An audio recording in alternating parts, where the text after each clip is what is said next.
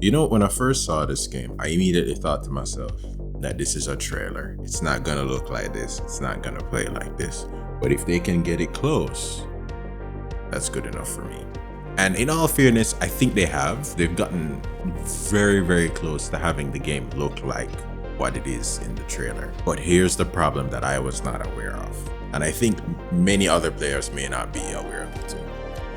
It's after I got through and actually played the game, that's when I realized this is an MMO. I thought I would just pay 60 bucks and have the time of my life. But what should have given me a heads up was the fact that this was made by Nexon. And Nexon, usually they only make MMOs. And looking at this game, I thought, wow, there's no way this is an MMO. But lo and behold, it is. Recently, their beta, I got into it and it has recently closed. They've concluded the beta. I was able to play it to some degree. You know what? I enjoyed the beta. There were some problems with it, but it's still a good game that's worth looking into. Even if it's just like playing it for a weekend, I think it's good. I like the fact that they used that bunny girl to bring attention to the game. Like, that's a tried and true method of advertising. I like speed and all the bright lights and stuff. So it does something to your brain to hook it, which is good. Like, that's smart marketing. Bad thing is they didn't tell you it's an MMO. The good thing though is the fact that even though this is an MMO, it looks so good. It looks, you know what? It looks better than some AAA games. I will say that it actually looks better than some AAA games, and that's saying something because this is the next step of MMO gaming, where graphics are gonna look way better. Problem is, it's still an MMO, so you still have the same MMO tactics. Skin shops, cash shops, weapon shops, it's all there. All the disgusting stuff. Like, if this was a package deal and you just pay 60 bucks, no problem. But you know what? While playing this, I'll say this, the skins and the character models look really, really nice. This is something that I think Nexon is really smart with. They make characters that look strong, that look capable. And the skins, their outerwear actually looks like it makes sense. Like when you look at Bunny, she has all of these different technological gadgets on her that will aid her in building up speed, generating electricity and storing electricity. That makes sense. And I like that turn. I like that change of moving away from half naked women to fully clothed characters that, you know, they still look sexy, but at the same time, what they wear suits what they're going to do. Makes sense, right? Before I get into sharing what I think about this whole beta, remember, this is an MMO. Don't forget it. They're going to have a whole different system at play. And I think you need to look at that separately from the underlying game, because I think that stuff is added afterwards. While playing this game, it actually gave me a feeling that they tried to create a looter shooter, but I think they basically mixed in Destiny with Warframe. And the reason why I say that is the item system or the weapon system seems very similar to Destiny, where you have different tiers. You're going to be farming to get higher tier items. You're going to be going for the legendary items. That's fine. That's all cool. Now, keep in mind, this is an MMO first, and it's going to have the problems of an MMO. One of which was blatantly obvious when I first logged in, the daily rewards. So there was a 7-day progression system, I believe, where you'd log in for 5 or 7 days, and every day you get a skin, you get some other rewards.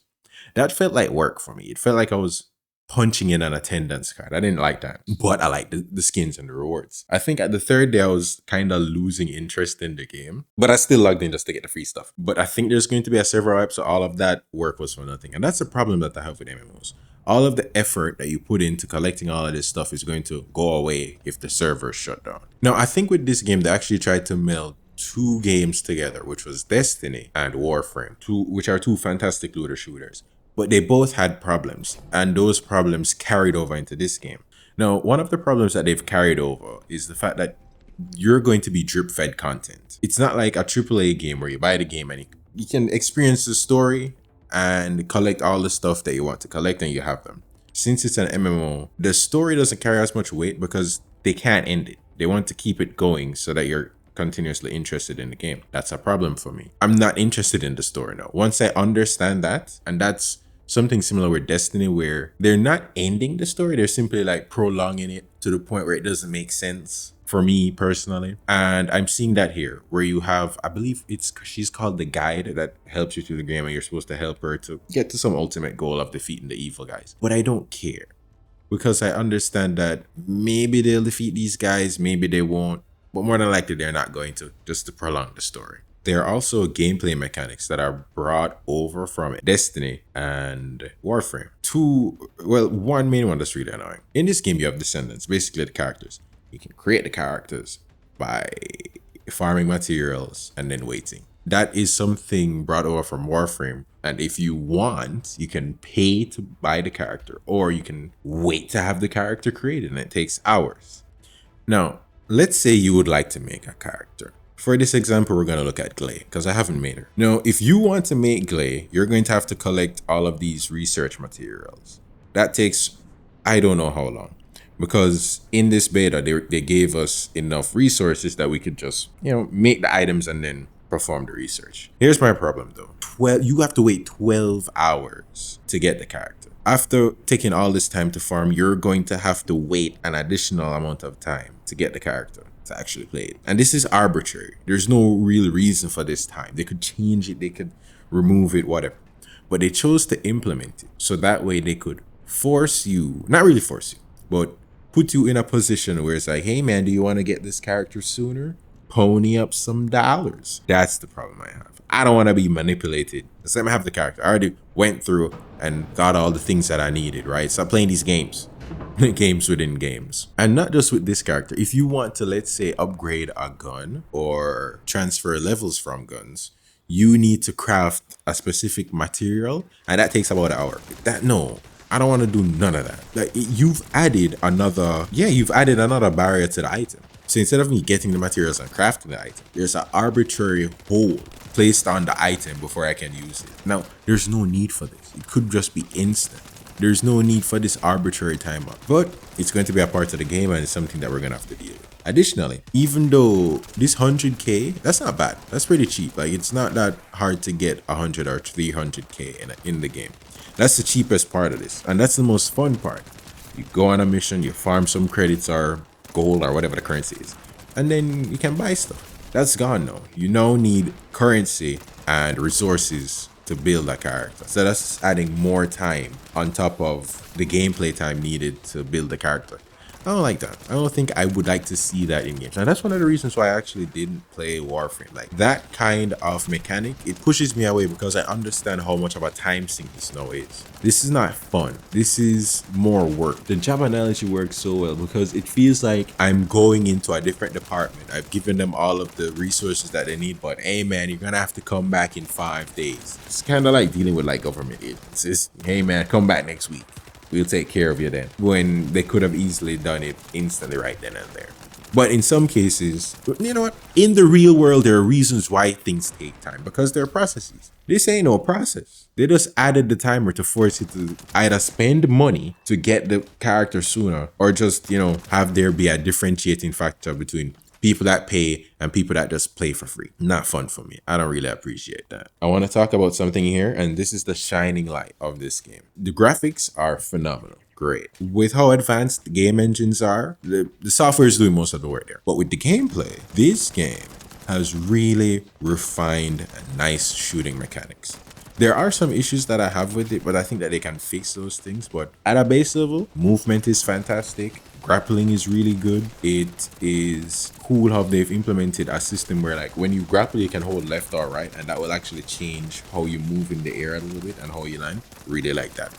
There are issues. Some of the issues are like enemy pop-ins. It's so weird to have like a boss just pop in right beside you. That happened to me a few times where I'll be fighting enemies. I would have thought that I cleared out the wave of enemies, but then I'm getting shot from the back and I realize, oh, these other enemies spawned in. It feels like they haven't balanced the health and the defense values.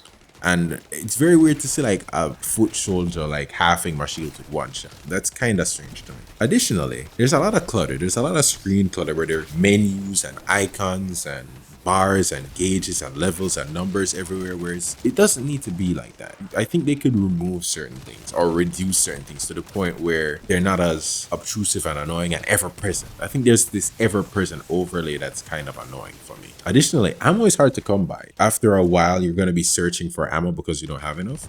And even when I try to manage my weapons, because I understand the name of the game, you have different weapons here with different ammo types. So I'm not going to use multiple weapons that use the same same ammo type. I'm going to distribute my inventory somewhat evenly. But even that didn't help. Also, mana recovery was weird. It seems that you can just stop fighting and your mana should replenish itself, but it doesn't sometimes, or you need to be out of combat long enough for it to happen. And in some cases, there were mana and health drops, but it seems like when I run over some of the mana drops, it doesn't actually replenish my mana, which was weird. So that could be user error on my end. It's a beta. You can fix all of these stuff later. Some of these missions are actually really difficult. It felt like some missions actually require there to be multiple people in a party. So I kind of like that, where it's forcing you to be more social, which I appreciate. It's an MMO. In the game, it's kind of run and gun, and I appreciate that. In the fact that if you are doing a mission in the overworld or in the environment, you'll hear other people fighting, and you can complete your mission and just pop over to what they're doing and go help them. You literally just go to their location and start shooting enemies. Or there are little mission start spots and you can just go and start the mission. Very dope. I like that. I appreciate that. You have two options and two ways of going about it. A problem that I have though is in the overworld, it feels like there's not really a lot going on. It's just empty space. It's barren. You could run from mission to mission and there's nothing there. No enemies, no nothing. No, I think that in this case, it's a beta, so they're not going to have all of that stuff fleshed out yet. They're still working on it. So this is a gripe that I'm not sure if they're actually going to fix it. That's the thing, because it could be the case that this is exactly how they want it to be implemented, where you go to a location and you start the mission and that's when enemies pop in. It could be that's exactly what they want. So not really sure how to gauge that just yet. Now, as it goes for weapons, the weapons are what you'd expect from this kind of game. You have so many different options to choose from. You have assault rifles, hand cannons, sniper rifles, launchers, shotguns, all of that good stuff. Now, what's interesting here is nothing really. The gunplay is really good and they've done a good job, but there's nothing really super interesting or unique here. It's not like Apex Legends. Like, it's not that level of gunplay, but it's really good and it's serviceable. Serviceable? Serviceable. It's adequate. It's perfectly fine, right? It's good. It was fun. I think they've done a good job here. Keep it going. Got no problems. I can't really think of one right now. Even after writing a script, I can't really think of anything besides. There was one thing, but that's soft. So basically, when you cycle through your weapons, it sounds kind of hollow. It sounds like they got a tube and hit it, and that was the weapon cycling sound effect that they use. Which, hey man, you're trying to make a good game, you're trying to polish it up, you can change the audio later on.